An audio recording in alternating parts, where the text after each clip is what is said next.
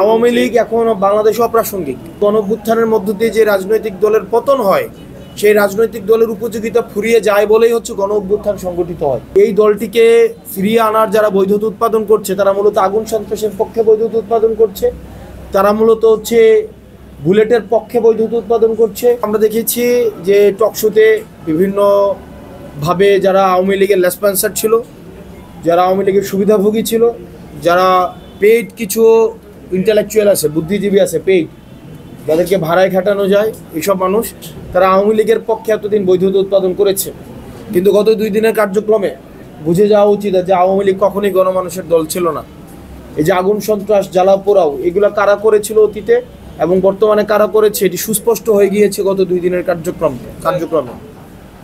আপনাদের একটা বিষয় মাথায় রাখতে হবে, আওয়ামী লীগের যে পতন সেটি কিন্তু কোনো নিয়মতান্ত্রিকভাবে হয়নি, যে ব্যালটের মাধ্যমে সেটি হয়েছে। আবার ব্যালটের মাধ্যমে তাদের হচ্ছে আমরা আবার তাদেরকে নিয়মতান্ত্রিকভাবে আবার রাজনীতিতে ফিরিয়ে নিয়ে আসার যেই কথা বলা হচ্ছে সেটি হবে। আওয়ামী লীগের পতন হয়েছে এটি গণঅভ্যুত্থানের মধ্য দিয়ে। গণঅভ্যুত্থানের ম্যান্ডেট হচ্ছে জনতার ম্যান্ডেট এবং এটি সার্বজনীন ম্যান্ডেট।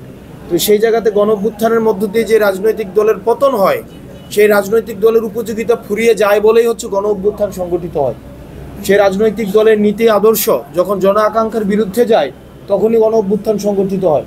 তো যেহেতু এই গণঅভ্যুত্থানের মধ্য দিয়ে আওয়ামী লীগের পতন হয়েছে, এটাই স্বাভাবিক প্রক্রিয়ায় ব্যালটের মধ্য দিয়ে এই দলটিকে ফিরিয়ে আনার যারা বৈধতা উৎপাদন করছে, তারা মূলত আগুন সন্ত্রাসের পক্ষে বৈধতা উৎপাদন করছে, তারা মূলত হচ্ছে বুলেটের পক্ষে বৈধতা উৎপাদন করছে, এত বছর ধরে যারা ব্যাংক লুট করেছে তাদের পক্ষে বৈধতা উৎপাদন করছে, তারা যারা গুম, খুন, হত্যা, নির্যাতন, নিপীড়ন যেটি হয়েছে সেটির পক্ষে বৈধতা উৎপাদন করছে, তারা মাইনরিটির যে নির্যাতন হয়েছে, আমাদের হিন্দুদের উপরে যে নির্যাতন আওয়ামী লীগ যেভাবে করেছে, মাইনরিটিকে যেভাবে ক্লাসিফাইড করেছে, সেটির পক্ষে তারা বৈধতা উৎপাদন করছে।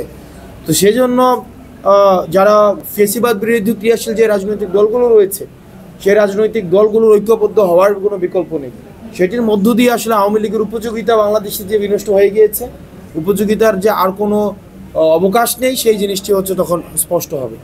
25 বছরের ওয়ারেন্টিযুক্ত দীর্ঘস্থায়ী দরজা প্রোটেক্টর, আধুনিক ও মজবুত দরজা।